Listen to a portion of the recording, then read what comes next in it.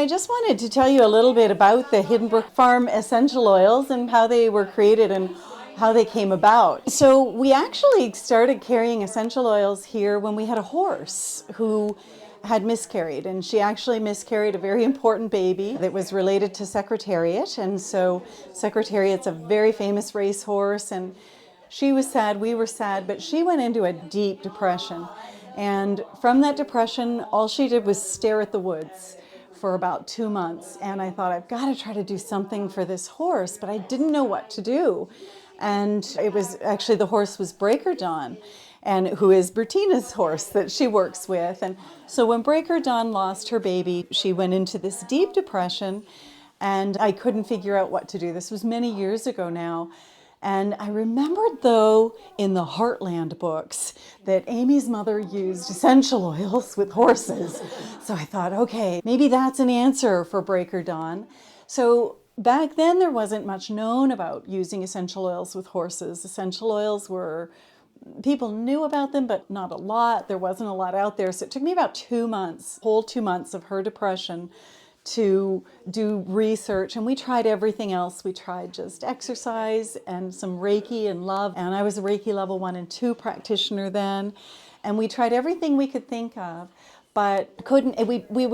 She was a little happier when she was in lessons and interacting with people, but then she would go back and stare at the woods, and she didn't eat. She wasn't really participating in much, and so took me about 2 months to figure out how to offer essential oils to horses, and then how to see what they needed. And I offered her different oils. She liked peppermint a little, but when she got to lemon, her nose went on it. She wanted to eat the bottle. She licked it, everything. And you know what? She came around. It really, like that quickly, like that same day, after 2 months of staring at the woods, the same day she started eating, and she didn't come completely. I was guided about a week later to go and offer her some more lemon, like other oils, and again, peppermint a little.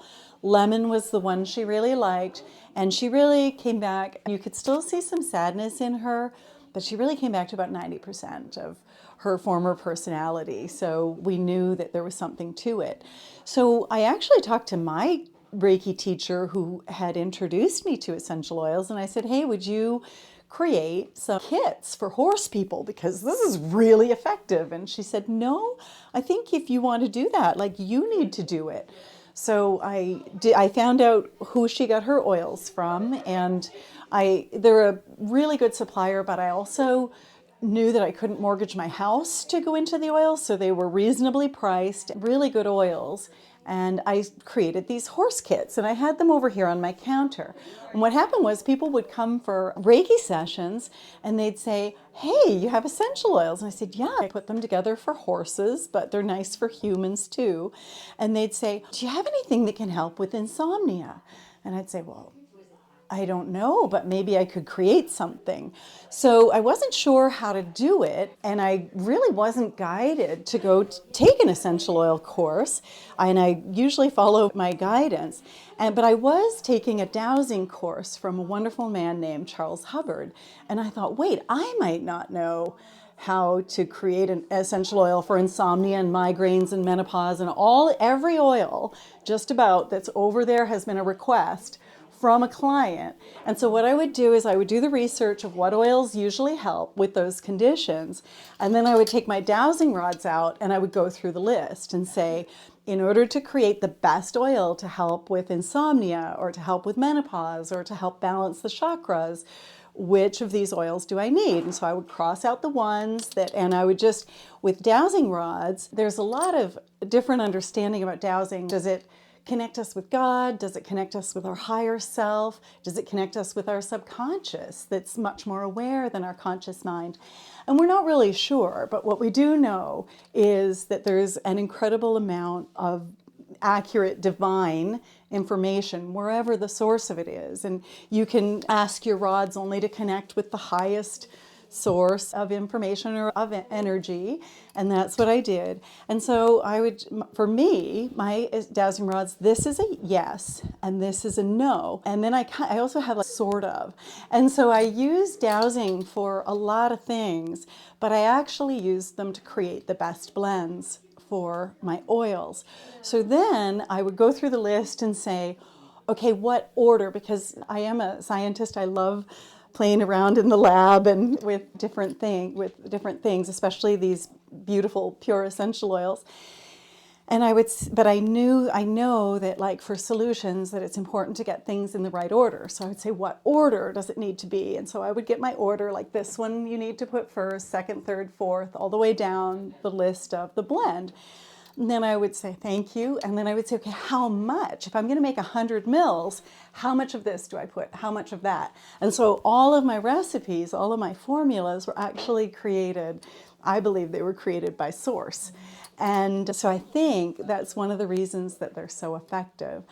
One of the other things I do, though, is when the oils come in, one of the things I've tried to do is keep the prices reasonable for people. And so I've used my agriculture degree to say I'd better invest the extra money in orange oil to get it organic, but there's no pests for lavender. Nobody sprays lavender. There's no sense to buy organic lavender oil. It's just it's extra money because of the certificate. And so I've used that to judge like where I need to purchase organic and where it's not necessary. And then I've been able to keep my price point for the oils in a place that they can be really affordable to people. But one of the things I really wanted to show you today is that you guys could use dowsing as well to find out what oil is best for you, like what oil you need right now or what oil would really work for you. And what you would do is take the small bottle, the testers over there. I don't think I have any small bottles here, so I'll just take a larger one. These are my blends.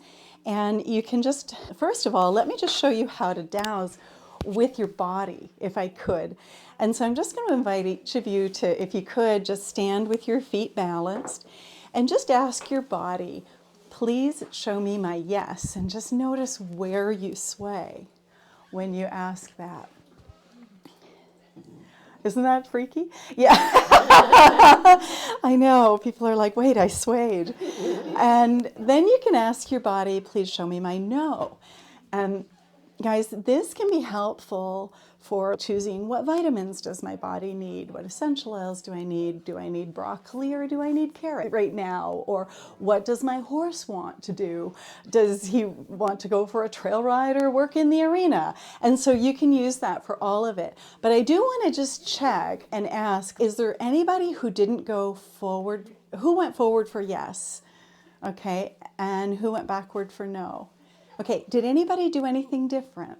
Okay, you're probably broken. So we'll need to... I fell back on concrete 2 weeks ago. That's exactly what would have shifted your polarity. Okay. And it's probably made things a little confusing since. And yes was this way and no ended up being like this. Yeah, no was that for me, and okay. Yes went that way. So you guys might be broken, but it's really easy to fix you. And so would either of you like to come and be videoed getting fixed? Come on over, Maggie. I'm ready. I've been meaning to show people this. So it's really easy. We're just going to do a secondary test. You can, but you don't need to. We're going to do a secondary test just to make sure that you're broken before we fix you, because we don't want to break you instead. Fix me up now. We're going to fix you up. Okay. So come on right over here and we'll face Pierre a little bit. Okay. What is your dominant hand? Okay, so actually I'll get you to face me and hold out your right arm, and I'm just going to do a muscle test, if that's okay. Can I touch your forehead? Just a minute. Yeah.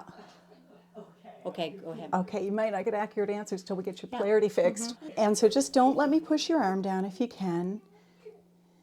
Yeah, you are. The fall knocked your polarity out. Yeah, okay. Is it something that you'd like to fix Yes, today? yeah, Okay, sure. so it's really easy to fix. I'm just going to move Maggie's bangs because I'll just get you to face here a little bit. We just stroke with the intention of bringing her polarity into alignment with the polarity of the earth 5 to 7 times across her eyebrows.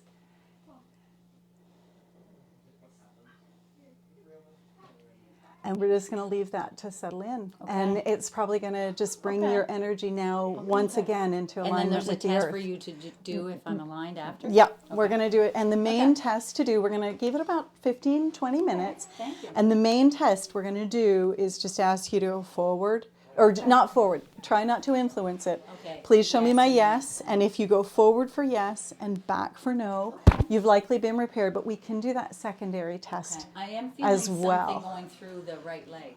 Yeah, it's Yeah. probably, It's yeah, moving from here where the sciatic nerve, and now it's down in my calf. that's And fantastic. now it's the low leg. Yeah, Yeah. okay. Like a coolness. Yeah. And it's probably, so what happens with the polarity, and Maggie had a bad fall a couple of weeks ago, which probably knocked off her polarity. Anytime we have a really big shock, and animals can get this too, it can be mental, physical, spiritual, or emotional shock. And with you, it was physical. Well, You I was actually I fell. couldn't move for 4 or 5 hours. I was on the floor. Oh, that's a big one. Yeah. So something like that, big physical impact, it stops the energy moving, and then sometimes it starts to go again, but it goes in reverse direction. So we're just trying to bring this into direction with the alignment of the earth. And sometimes if your polarity, and just see if this makes sense to you, if your polarity is reversed, it makes it difficult to get accurate dowsing answers. But it's like you're swimming upstream, so life is a little harder for you. You tend to get some muscle tightness and soreness and different things, but it's really easy to fix. So if you ever have a big shock and you think, wait, life just got really hard, then this is something that we can do, and it's something that can be done at a distance. And ladder. Don't use chairs. Good point. So guys, those of you who were correct in your dowsing, and if you weren't, don't worry about it. Somebody else can dowse for you, or we'll get you corrected. What you can do is, if there's an essential oil you're thinking of, but you're not sure, and actually it's funny because I have deep tissue pain, which is the one we were asking about for you. So you could just hold the oil there and say, is this an oil that I need? And and actually I do need deep tissue. I've got something going on with my shoulder muscles and my glute. So I'm going forward because, yes, it's saying, please put that on. And you can even use it if you're a person that has a lot of oils, like I do. You can say, wait, which oils do I need today? And you can dowse, and you usually don't get more than 2 or 3 in a day, like that you would use. And it can tell you. Now, some of the ways to use the oils, of course, they can be put in diffusers and diffused into a room, but you can also use a lot of the oils on your body. And even if you have sensitive skin, you can put them on the bottoms of your feet, and it goes through your body. So things like menopause oil balances the hormones.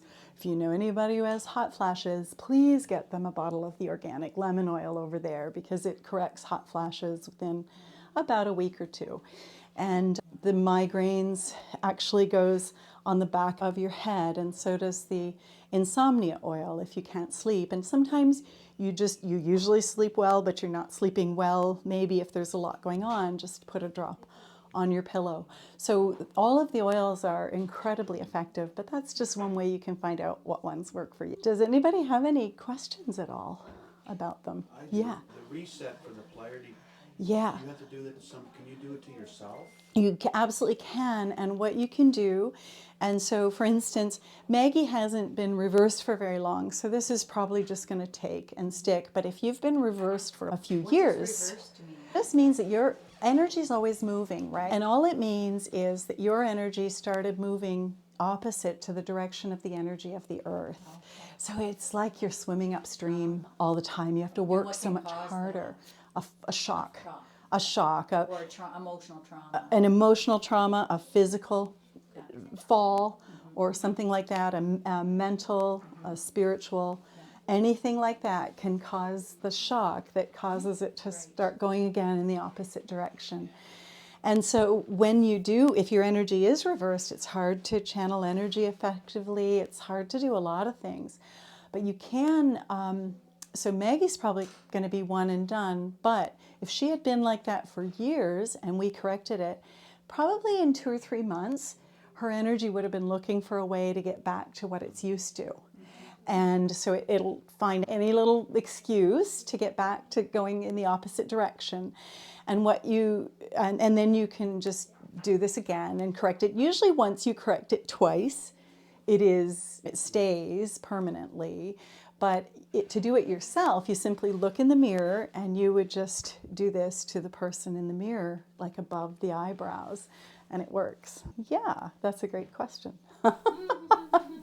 Any other questions today? At the beginning, you mentioned about using this technique for if you're doing things with your horses. Yes. So say I was going to put oils on my horse. Yeah. I can do it myself and get like. So one of the things I like to ask people is, for the most part, not to put oils on your horse. And the reason is that their olfactory senses are a lot more sensitive than ours. So with a horse, what we usually do, aside from the raindrop treatment really draws the oils out, another oil that is helpful is menopause, we could call that, or PMS, sorry. There's a PMS oil that's helpful for moody mares. PMS, that one does go on the coronary band, okay? But mostly for the horses, we just allow them to smell the oils. Yeah. And they're like a few blends, but mostly they like the pure lemon, the pure orange, the pure peppermint. The ones that are edible, like peppermint, orange, and so on, if they're going crazy, you can put a drop in your hand and let them lick it. But I find if we put it like in their stall or on their skin, they're a little too sensitive. Like, then they can't get away from it. Yeah. Exactly. My horse is sensitive. Exactly. Yeah. Most horses are. So when you're offering it to a horse, you're usually going to take a much smaller bottle than this. Put it in your hand like this, because when they get an oil that they really like, they will try to eat it. Yeah. And they'll get this in their mouth. And so you want to make sure that they can't get at the glass. If they do, like, immediately unlock their jaw and just make sure they haven't got little bits of glass. So you do offer it like this. And what they'll do is, when they're really interested, they'll put their nose over and they'll breathe. And if they try to lip at it, and it's an oil that it's, oh, this is basil, this is something that's edible and safe, you can put it, or oregano, you can put a drop and let them choose.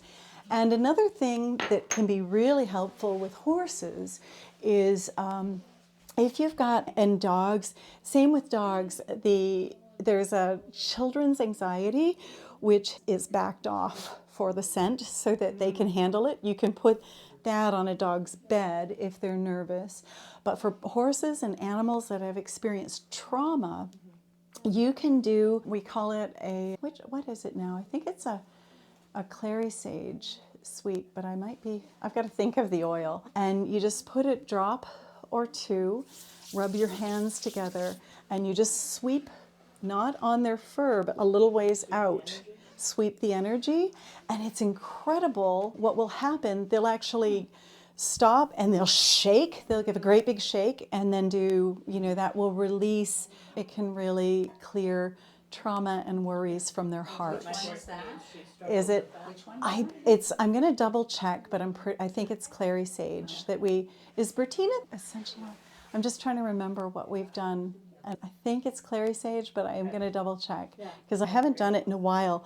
But yes, when you have trauma, works for people too. Just rub it, and then you just sweep around their energy, and they'll feel a big release. You could also use trauma release. I have found the horses respond to the, I think it's clary sage. I'm going to have to look it up. Sorry. But that's really effective for horses. Yeah. She very much just carries her past trauma with her. Yep. And even in terms of energy work, sometimes she wants it, sometimes she doesn't. Sometimes there's a lack of trust there. Yeah. And Well, funny because she trusts me in sense of the physical, but anything that's beyond physical, she's standoffish about.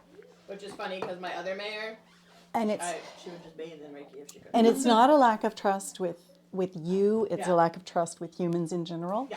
And so sometimes when you offer things, now also, I have found, I'm one of the co-authors of the Animal Reiki course for the ICRT, and it's got its own frequency of energy. And we have noticed that the animals, even the animals that are like, I don't know about Reiki, seem to like that. Okay. So that can be helpful too. That is, I mean, she prefers if I do it at a distance. That helps her feel more comfortable with the situation. She's probably one of the sensitive ones then. Yeah. And if she says no, I don't. I want it to be her choice, but...